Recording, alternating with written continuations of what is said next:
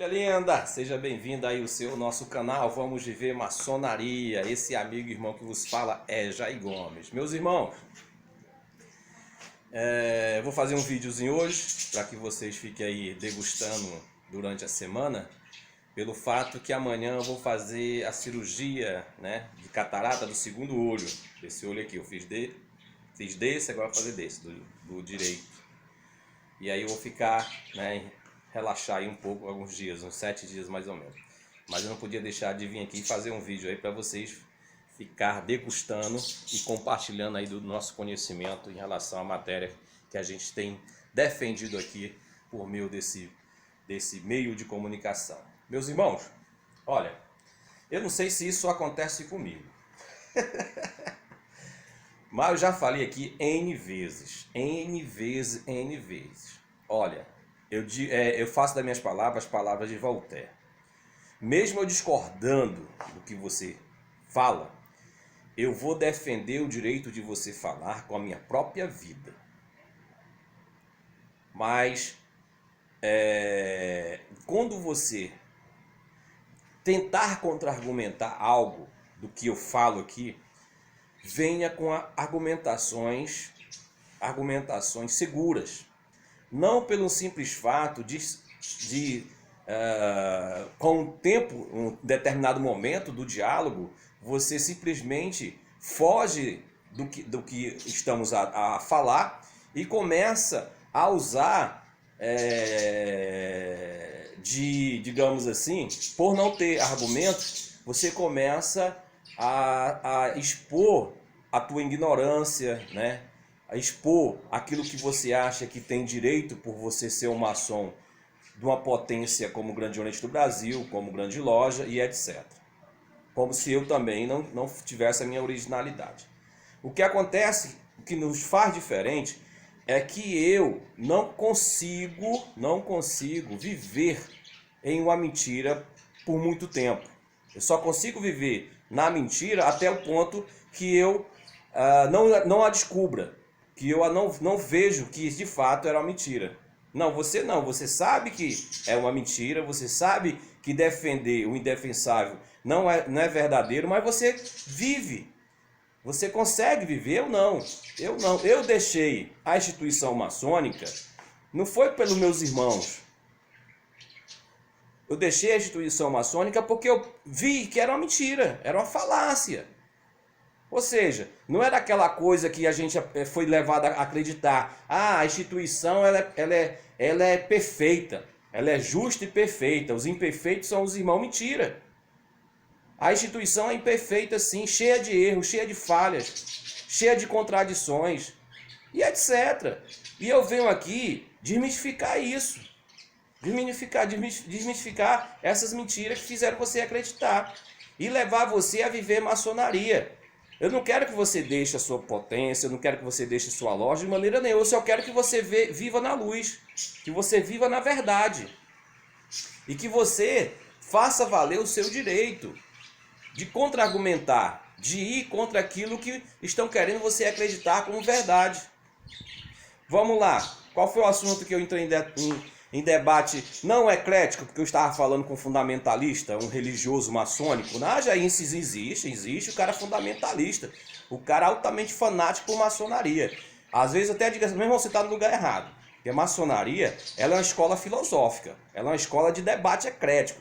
E mesmo que não exista isso em maçonaria, mas o que ela nos apresenta é que ela é progressista, ela é evolucionista, ela busca a verdade por meio da investigação constante, então ela é filosófica.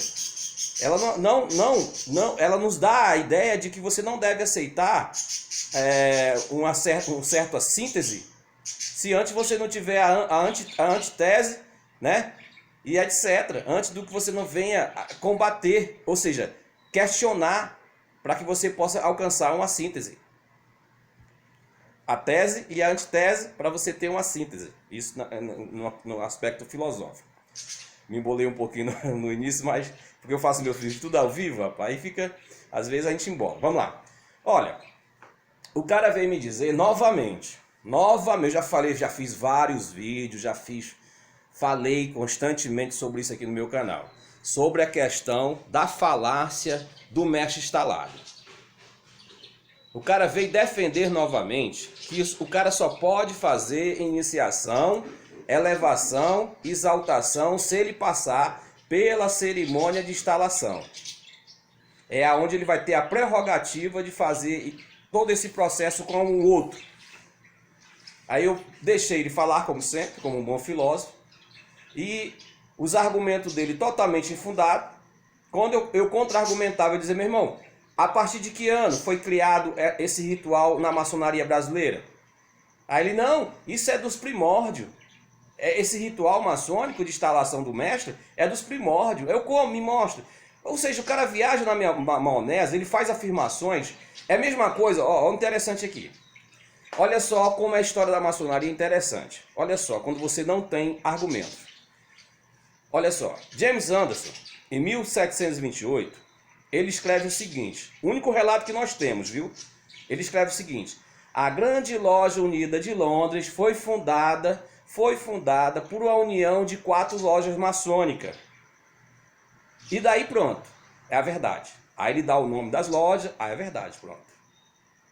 Todo mundo acredita que a Grande Loja de Londres foi fundada dentro desse princípio, dessas 4 lojas. Aí se você contra-argumentar, você diz, peraí, quem estava lá? Quem foram os irmãos fundadores?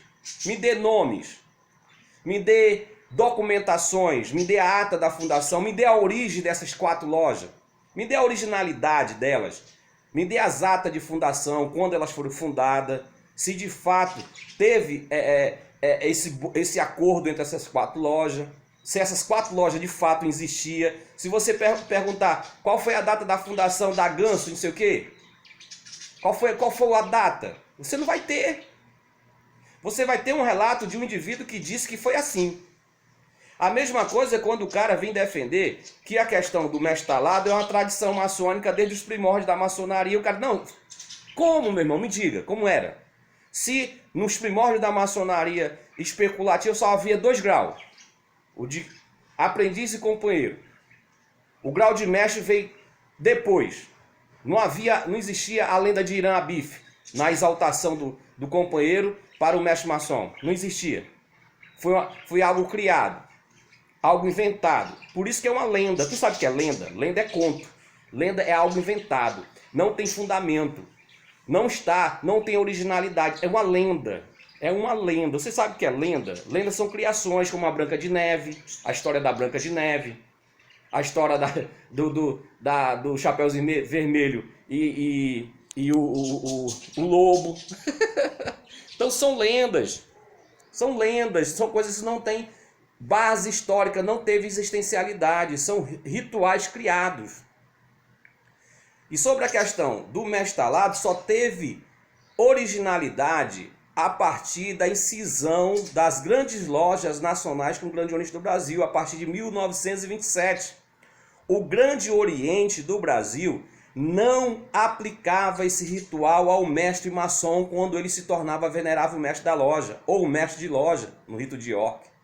Não havia esse ritual aonde pede-se para que os mestres maçom cubram o templo, para que haja um ritual à parte com supostos mestres salados daquela comissão que vai fazer uma prática ritual com aquele recém-mestre que vai ser empossado como venerável mestre de uma loja. Isso não existia. Eu desafio qualquer maçom historiador para fazer eu acreditar que essa baboseira, essa falácia que foi inventada pela maçonaria brasileira a partir de 1927 era praticada pela maçonaria antiga, ou seja, a maçonaria de Londres, a maçonaria da Inglaterra e as outras francesas, etc.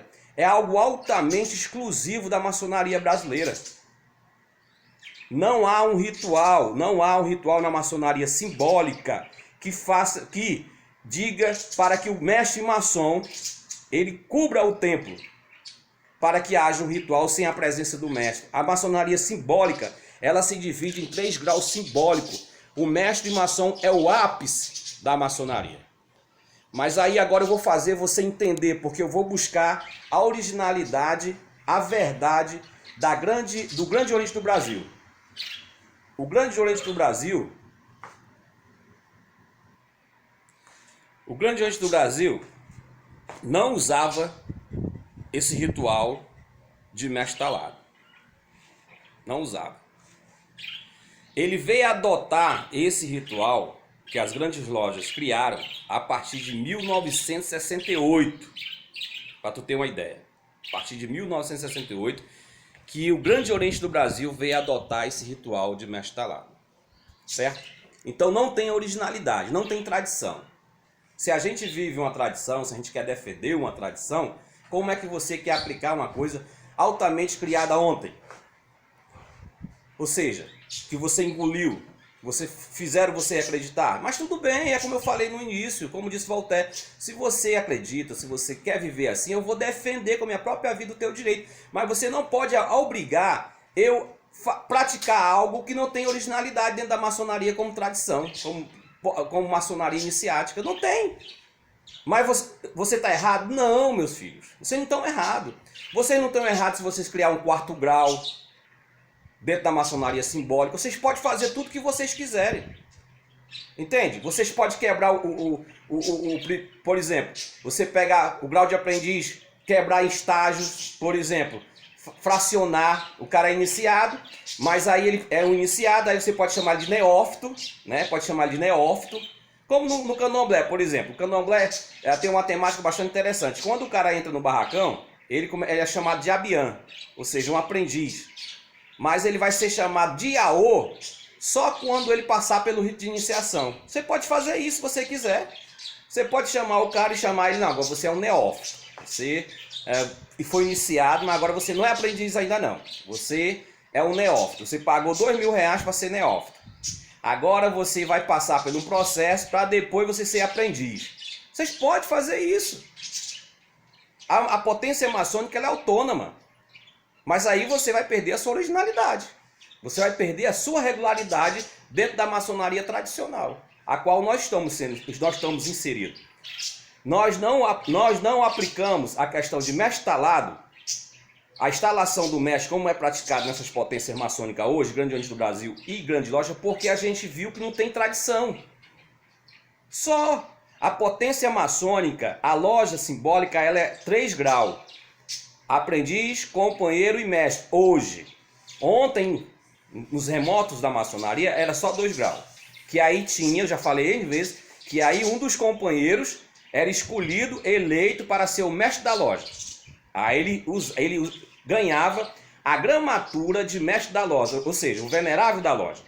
Quando ele deixava o cargo, ou seja, quando acabava o mandato dele, ele voltava a ser o que ele era, companheiro. Agora, dentro da tradição, a partir do século XVIII, XIX, ele passou a ser mestre. Ou seja, ele quando ele exerce, hoje como temos um grau de mestre, quando ele exerce a venerança, ele passa a ser o venerável mestre. Quando ele deixa a venerável, ele passa a ser ex-venerável mestre. E ele volta a ser o mestre que ele é de fato. Só que a maçonaria brasileira, principalmente as grandes lojas, deram uma titularidade à parte para o venerável mestre, que eles chamam de gramatura de mestre instalado. Que isso na tradição maçônica não existe. Por exemplo, hoje eu estou como venerável mestre da loja Guerreiros da Luz e da Liberdade. Os meus irmãos me possaram, meus irmãos me elegeram como venerável mestre. Quando eu deixar a venerância, eu vou ser o que eu sou, ou seja, ser o que eu sou, mestre maçom. Com a gramatura de ex-venerável mestre. Ah, o irmão Jair, você lembrado, digamos assim, como ex-venerável mestre da loja Guerreiros da Luz e da Liberdade. Só isso. Essa é a tradição maçônica. Eu não vou ter o título, a gramatura de mestre talado, que isso não tem originalidade. Não tem direito sobre nenhuma prerrogativa em relação aos graus simbólicos. É uma invenção da maçonaria atual. Agora vamos desmistificar tudo isso por meio do próprio Grande Oriente do Brasil.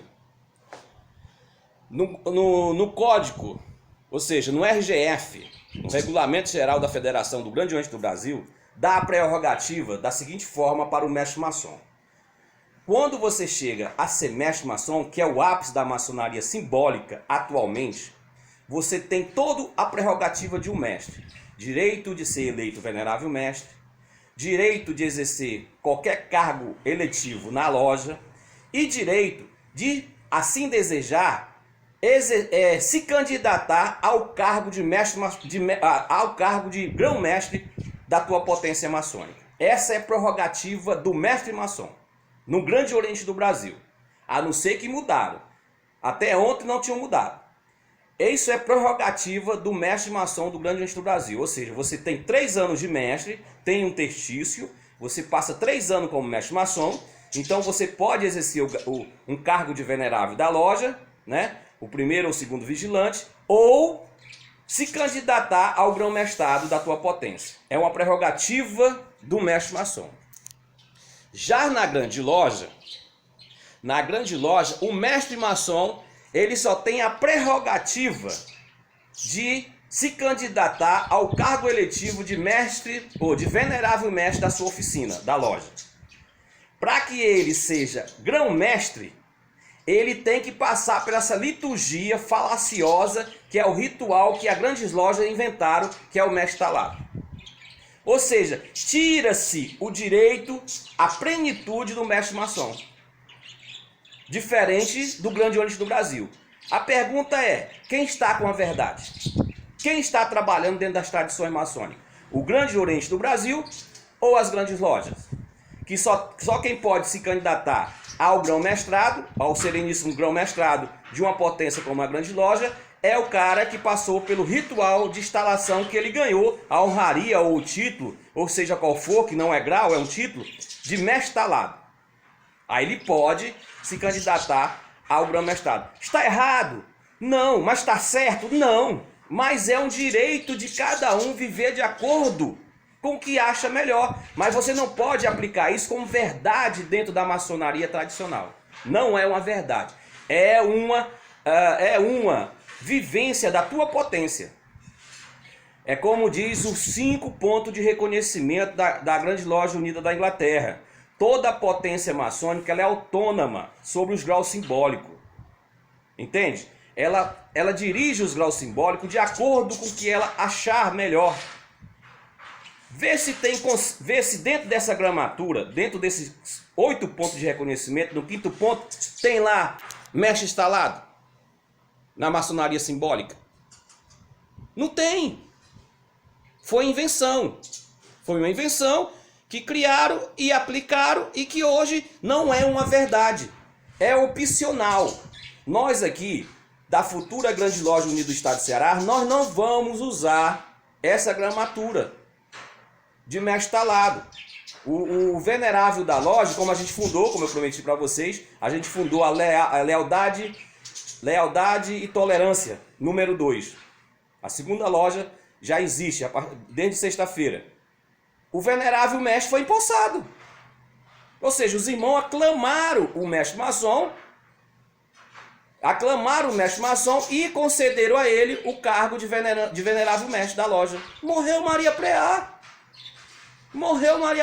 É isso que é a tradição maçônica. Agora podemos fazer uma liturgia, podemos fazer uma cerimônia? Podemos fazer uma festa branca. Do futuro, e ali a gente impulsar uma liturgia, mas não fazendo como ser feito hoje, pedir que os mestres cubram o templo. Se a loja, meu irmão, o ápice da maçonaria simbólica é o mestre maçom, eu acho isso fora de um padrão tradicional tremendo, e estou aqui para dialogar, para que você me convença que há veracidade, que há lógica nisso. Você pediu um mestre maçom para cobrir um templo para que haja outra liturgia dentro da maçonaria simbólica. A partir do momento que você manda um mestre maçom cobrir o templo, acabou a maçonaria simbólica. Porque não tem mais ali ritual num grau nenhum. Você está usando o templo para fazer outro ritual que pode, mas não se tiver uma liturgia como começa um rito de instalação dentro dos padrões que hoje a gente vivencia. A loja se abre no grau de aprendiz, pede-se o aprendiz para cobrir o templo, a loja passa para o grau de companheiro, pede-se o companheiro para cobrir o templo, a loja abre-se em câmara do meio, ou seja, fica só os mestres maçom, que é o ápice da maçonaria simbólica. Ali, meu irmão, dali não há mais. A partir do momento que você pede o mestre maçom para cobrir o templo, para sair do templo, o livro da lei, o esquadro e o compasso deve ser fechado. Essa é a lógica da maçonaria. O que fica ali não tem tradição maçônica. O que se passa ali, depois da cobertura do templo pelos mestres maçons, não tem nada a ver mais com maçonaria simbólica. Eu desafio qualquer grão-mestre, qualquer estudioso de maçonaria para debater isso comigo. Pediu-se os mestres para sair do templo, acabou-se a maçonaria simbólica. Tudo que você venha fazer ali não tem nada a ver mais com maçonaria simbólica. É um ritual à parte que vocês inventaram. Morreu Maria Preá. Depois desse vídeo aqui, você querer me questionar, ou quem quiser me questionar, eu vou defender o teu direito de me questionar com a minha própria vida. Mas essa é a verdade. Até me convencer ao contrário. Te amo sem te conhecer.